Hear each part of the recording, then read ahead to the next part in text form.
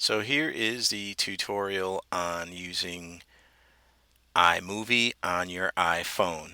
So this is a screen when you first open iMovie and you are going to hit the plus sign to make a new movie. Then you'll get this window and obviously you want to click movie to make a new movie. This will open up your camera roll, and from your camera roll, you are going to select the videos that you want to edit into a movie. Once you're done selecting them, then you will click down at the bottom where it says Create Movie. Once your window opens up, I prefer to hold the phone sideways. I just think it's easier for me to see everything and work in that position. Your timeline is at the bottom of the screen. You will see the clips that you've chosen. Once you select one of the clips, then you will see these options. You can click on the magnifying glass if you want to zoom in to a section of the video that you've shot. If you want to zoom in on your timeline, however, to be more precise with your edits, you would have to use a two-finger pinch to zoom into the timeline and make the clips bigger so that your edits can be a little bit more precise. The pair of scissors, that is for you to trim or cut your clip.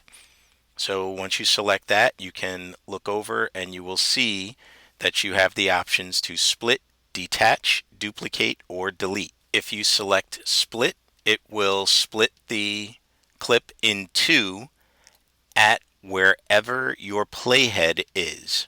Selecting detach will simply detach the audio from your clip.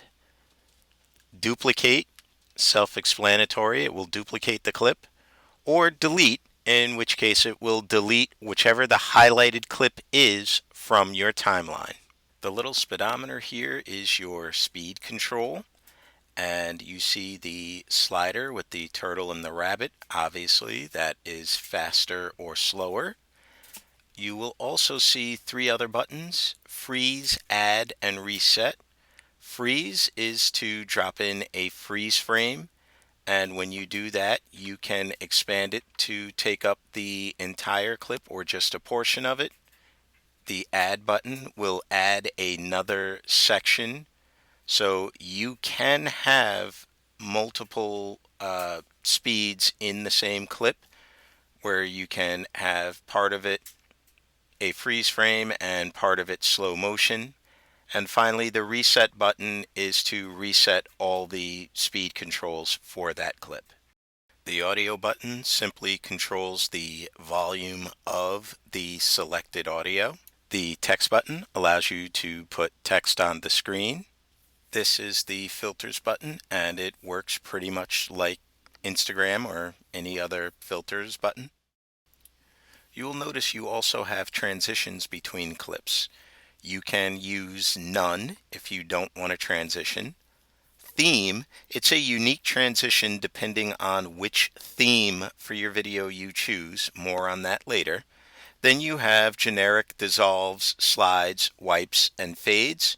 With the slides and the wipes, you can change the direction, and they all have set times that you can change them to. By hitting the settings button, the little gear on the main page, that will open up the second page with even more options for you. If you want to add a filter to the entire project, not just a specific clip, you can select one of the project filters. These are the themes.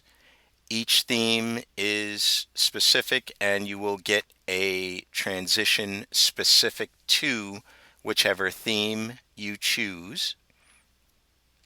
There is also built-in music that goes with that theme, and you can turn that on here, or you can use your own. The fade in from black or fade out to black is for the entire project, and the speed changes pitch. That's if you have a video and you slow it down, the pitch of the voice will change, or if you speed it up, the pitch will change.